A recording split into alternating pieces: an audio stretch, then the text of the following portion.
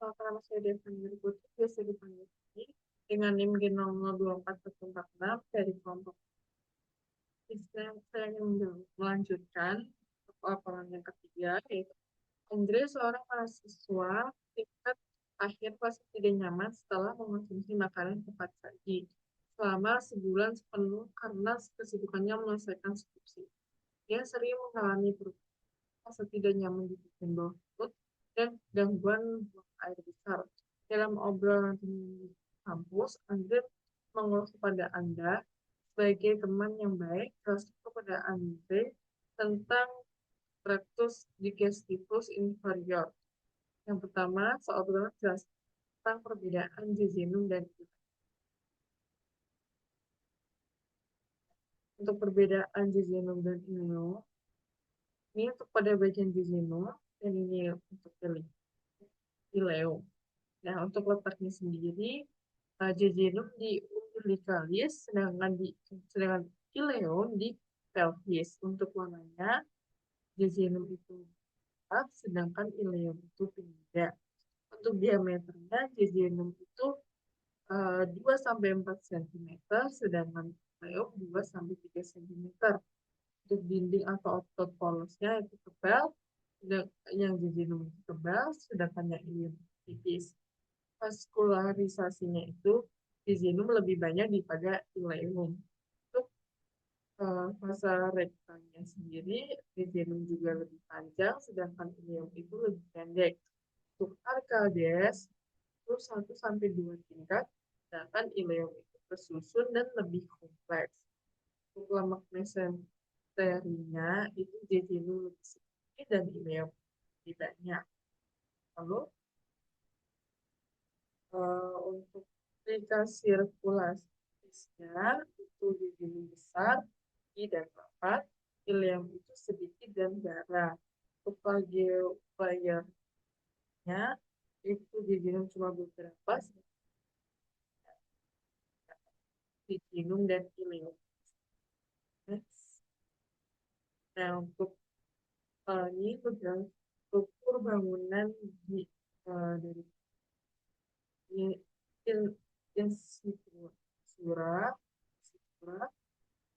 Austracoli, Taenia libera, Enches epiphyseae. Ini ada Taenia, ini untuk bagian sendiri. Lalu pada bentukannya omtalisnya, nah pada bagian pentingnya ini sendiri, pada bagian penting intestinum transum itu yang pertama ada taenia coli, yang kedua ada incisura dan haustra, yang ketiga ada plica semilunaris, yang keempat ada appendicus epiploicae, yang kelima ada sulcipara coli, dextra dan sinistra. Nah, untuk kolonnya itu sendiri 1,5 meter dari kailum sampai kanalis analis, diameter rata-rata 6,5 cm. Semakin mendekat ke arah anus, maka diameternya juga semakin berkurang. Tanya kolik ini dibagi menjadi 3, datanya mesokolika, tanya amentalis, dan tanya libera. Lalu untuk X. Nah, untuk struktur bangunan di kolon itu yang pertama ada kolon ascenders, itu dari caecum sampai belok membentuk flexura dextra, berlanjut ke kolon transversum dipisahkan dari dinding abdomen anteriolateral oleh omentum majus. Lalu yang kedua ada kolon transversum, yaitu dari flexura kolika dextra sampai flexura kolika sinistra. Itu dia paling besar dan paling paling bisa bergerak bebas karena menggantung ke mesokolon. Lalu ada kolon descenders, yaitu dari viscera colica sinisa sampai pinggir pelvis, dan yang terakhir ada kolon kolon scapulosa untuk melanjutkan diri ke rektum.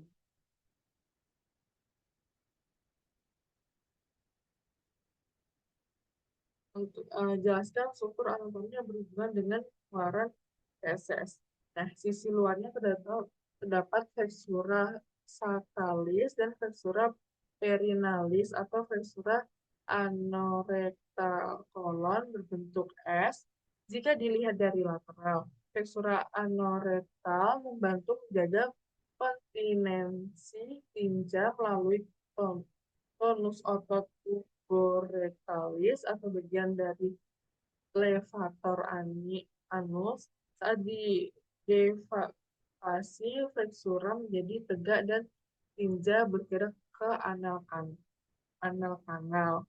Nah, sisi dalamnya jadi itu tunika muso mucosa terdapat lipatan-lipatan transversal yang disebut yang disebut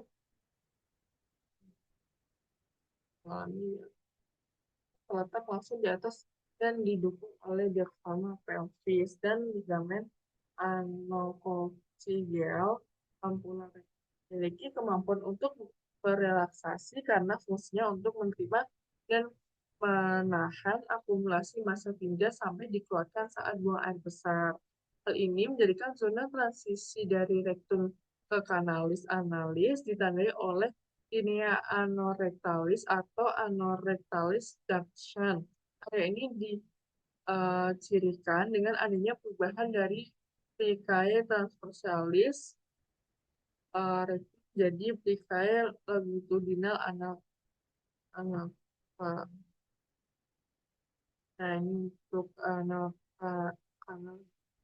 segmen, yaitu yang pertama ada zona columnalis terdiri dari lipatan longitudinal. Yang kedua ada zona putaenea adalah kulit eksternal dibatasi secara tidak konsisten oleh linea anotaenia. Yang ketiga ada zona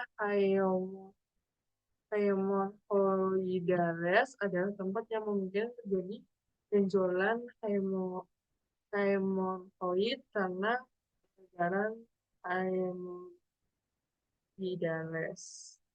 Lalu ada perubahan dalam dijumpai ada satu pelvis atau analis merupakan 5 sampai 10 lipatan tunika mucosa longitudinal karena adanya anastomose arteri dan cabang-cabang dari pars intramuscularis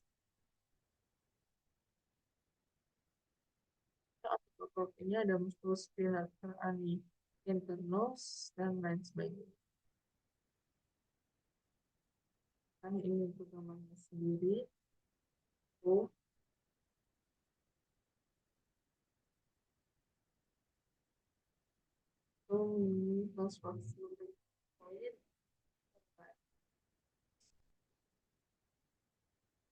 saja pembahasan dari laporan. Ya, mohon jika ada salah. Wassalamualaikum warahmatullahi wabarakatuh.